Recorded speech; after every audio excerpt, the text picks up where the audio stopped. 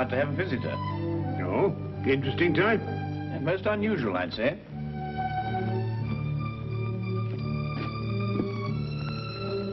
I don't see anyone. My dear Watson, the street is hardly deserted.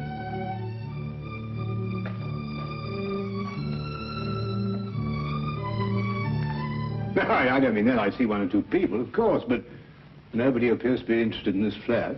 Watson, for the past 5 minutes, that young man has been summoning up courage to call on us. Oh. He's vacillated between doubt and decision, fear and fortitude. Ah, at last fear is conquered. Fortitude is the victor. Well, I suppose you've deduced the whole thing. Who he is, what he wants, where he comes from. As a matter of fact, I haven't the least idea. But with so unusual a client, I fully expect a most unusual case. If he comes here. Wait.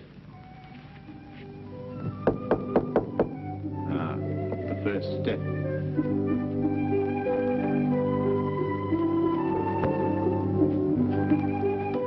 Is this Mr. Holmes' flat? It is. Won't you come in?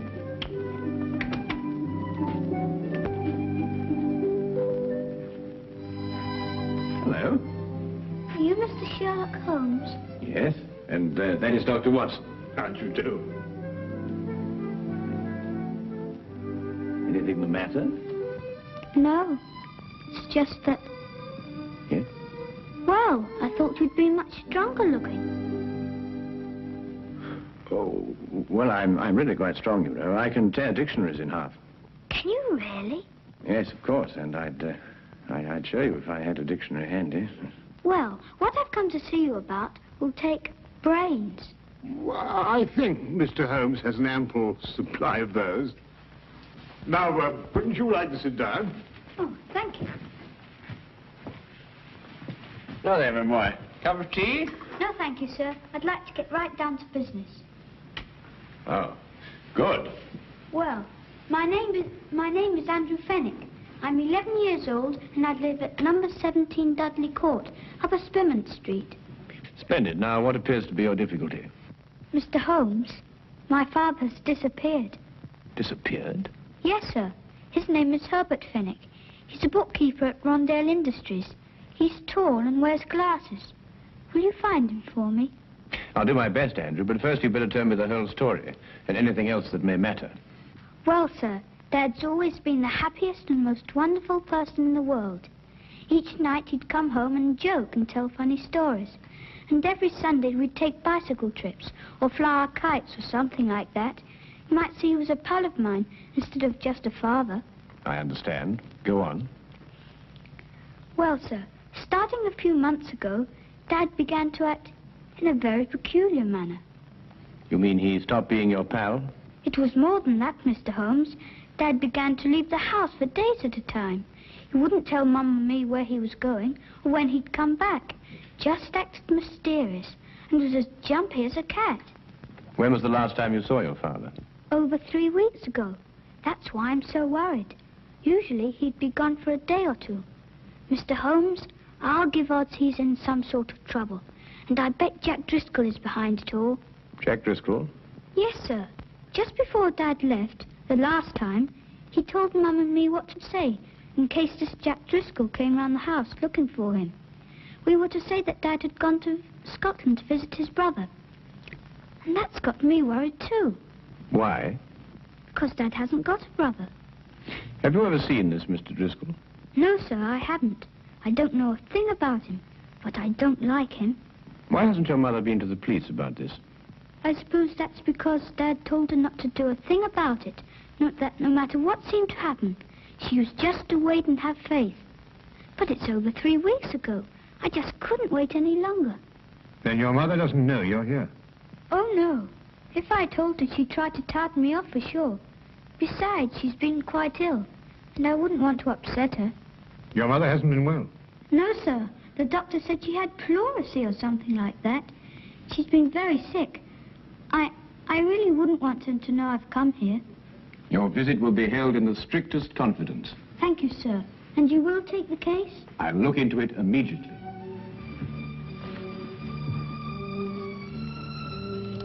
I hope this will be enough to retain your services. Oh, well, no, that won't be necessary, Andrew. But I insist.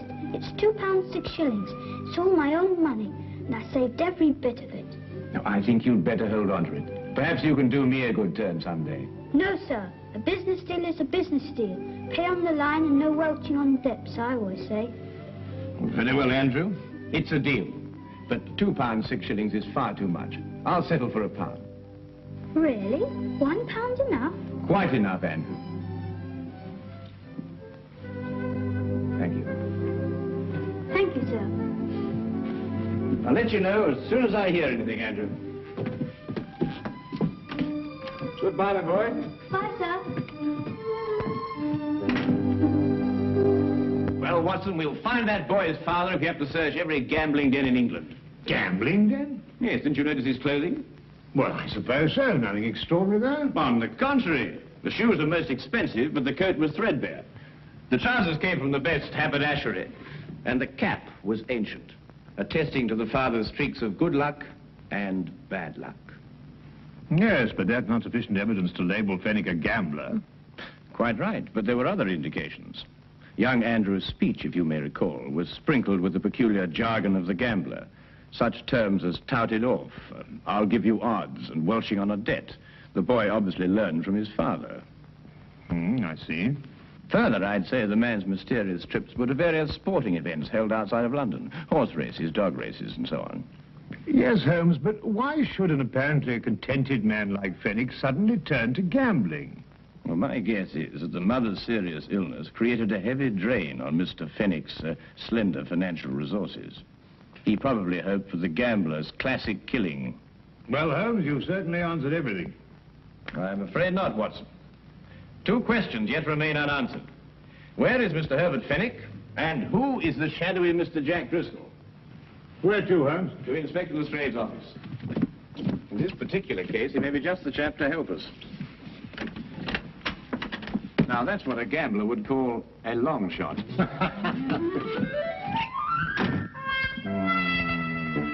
Driscoll. Jack Driscoll. Oh, yes, I remember him. He was in the coal business. Oh, no, Lestrade. I don't believe the Driscoll you're referring to has any bearing on this case. Stockbroker? No, I don't think so. Parliament? No. Railways? No. Musician? What? If you'll excuse me, sir. Now, what is it? What is it, Wilkins? Jack Driscoll, sir. Alias Jack Ellersey, alias Gerald Jackson, sir. Arrested 1891, suspicion of murder, released. Arrested 1892, burglary, convicted and served 1 year. Arrested 1894, suspicion of forgery, released. At present believed involved in illegal bookmaking practice. Whereabouts unknown, sir. Now, that unsavory brew sounds much more like our cup of tea. Tell me, Lestrade, in which of the various sporting spheres is Mr. Driscoll most active?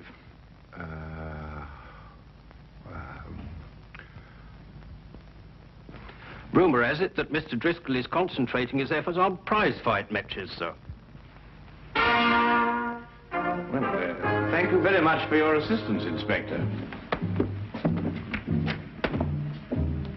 And you too, Wilkins. Good afternoon, gentlemen. Well, if I know you, Holmes, I suppose now we'll be attending a prize fight. Quite right, Watson. This very evening, hulking Harry Thornton meets Powerhouse Percy O'Noonan at Londonderry Gardens. Powerhouse happens to be a personal friend of mine. You know a fighter personally? My dear fellow, I once blackened his eye for him.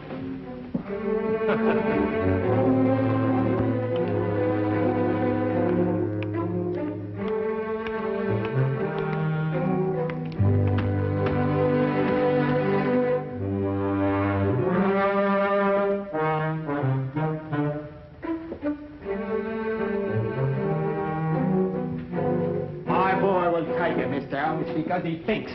That's the kind of fighter I like, a fighter with brains. A very good combination, Mr. Finnegan. The best. Sometimes you makes a mistake. You sees a fighter what hits hard, and you think maybe you got a champion. But if he don't think, nothing.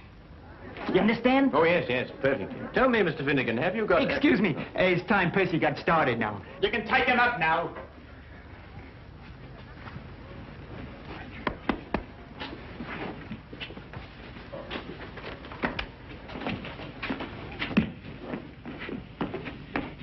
Brains?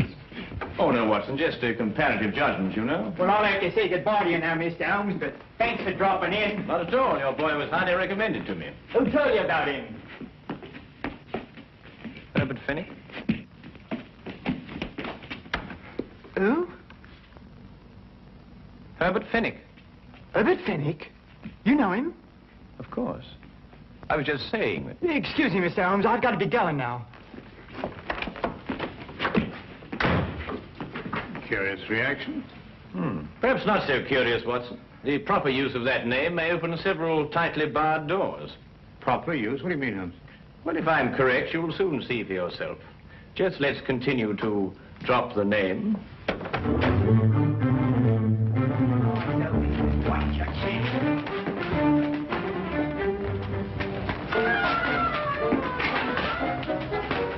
That's it now. Hold it. Hold it. Keep your eyes open.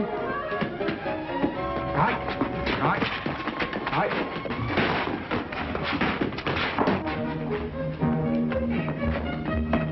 Watch it now, Percy. Watch it. That's it. That's it. Hold it now. Hold it.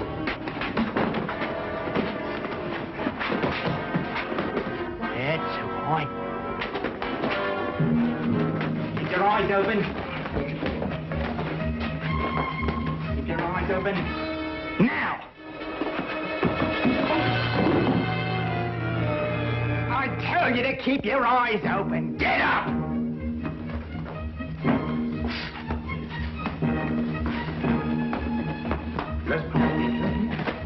Good old Herbert Fenwick. I must remember to get his advice on next week's card.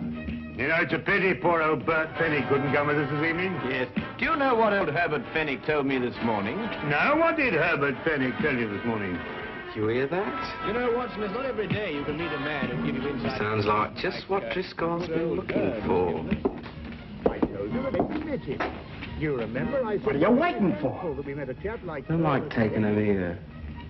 They might get roughed a bit later, then somebody says they saw him leave with us. Herbert... Do you think the street would be any better? You know him? Mr. Holmes, the big one is. He knew Percy. Didn't catch the other bloke's name, but he looks like a fighter I used to know. Got the sack for using unfair tactics. I figured he was a bad one. Got a nasty look about him. Well, if he tries anything, don't expect any Marquis of Queensberry out of him. Use some of your own tactics. Righto. Get to it now before the Upton leaves. Let him know we mean business right from the outset. Stand by, Watson. I think we shall have company in a moment.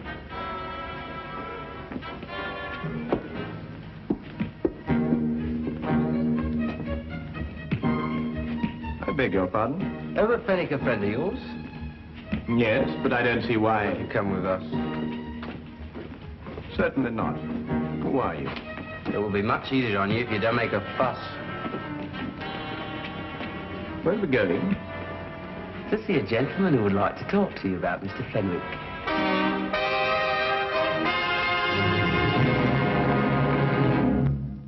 All I want to know from you is where you saw Fenwick last. Well, I believe it was at Murgatroyd's saloon. No lie. Here, I say, look. Fenwick wouldn't go to Murgatroyd's. Maybe the Green Man or the Houndstooth or the Brass Goblet, but never Murgatroyd's. There isn't too much money. Well, Mr. Driscoll, you've been to a lot of places today. Perhaps it was one of the others. How do you know my name? Well, You were pointed out to us. It seems you're quite a well-known figure in certain circles. Well, Mr. Driscoll, if we should see Mr. Fenwick again, is there any message you'd like us to give him? he knows what I want, that Wilshire. Oh, he's in debt to you, is he? Over £1,000. I'm not willing any longer to collect. If I get my hands on Fenwick, that'll be the last of him. And that goes for you, too, if I ever find out you helped him in any way. Now, get out of here.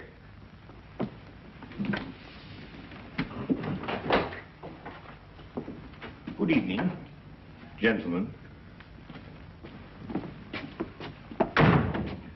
People just don't have any manners anymore. And this is not the time to instruct them. Come, Watson. Well, I only hope we're going to a place where they appreciate proper behavior and the finer things of life.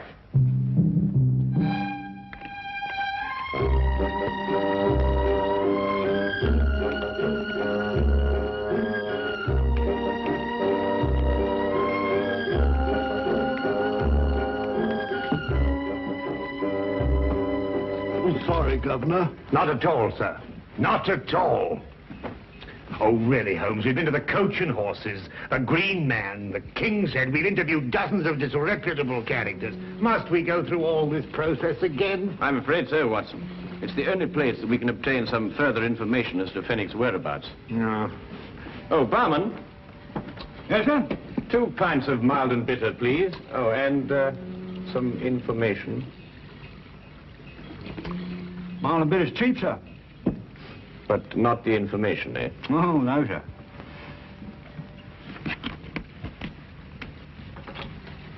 Herbert Fenwick. Oh, him, poor chap. What do you mean? It was along here not a few weeks ago. We were talking confidential like. Told me he'd booked a passage to America. Too bad he won't be able to use it now. Oh? Why not? Me say you haven't heard. No. Fenwick's dead. Suicide a few hours ago. But how? Where? He rented a room not far from here. And he went down to the Thames and threw himself in. Left a note saying he was in trouble, couldn't go on. Let's see. Have they found his body? Oh, no, not yet. Only his hat floating in the water. Poor chap, wasn't a bad sort of a chap, you know, but gambler. Had a run of bad luck. Come, Watson, we must hurry, or Fenwick's luck may turn from bad to worse. Bad to worse, he's dead.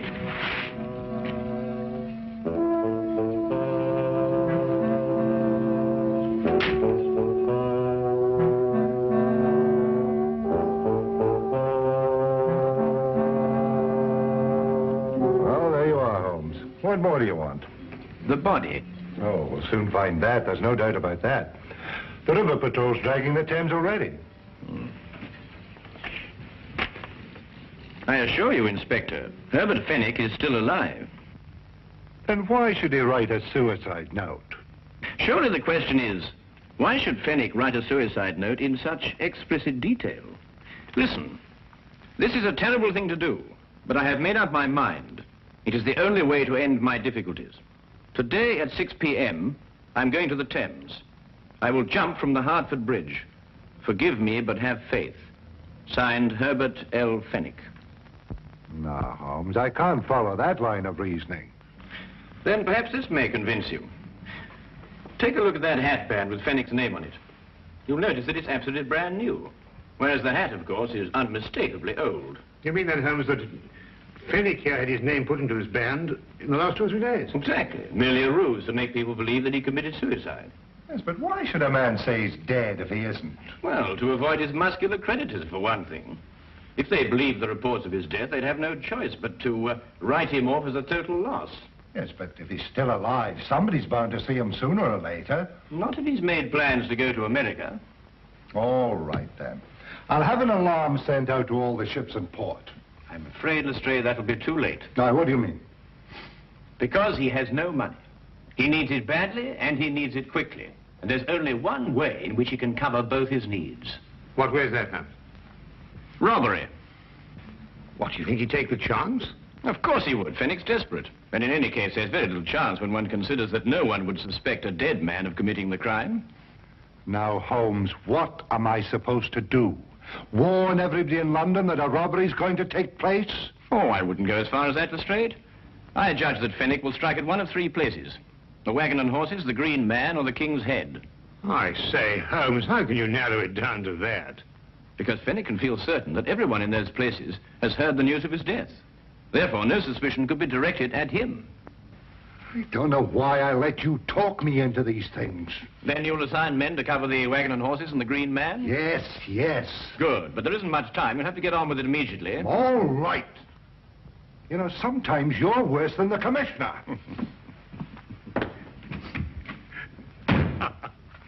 Tell me, Holmes, what about the King's Head? Ah, that will be our little project, Watson. But first, I want you to carry out a mission of the utmost importance. Now, listen to me closely.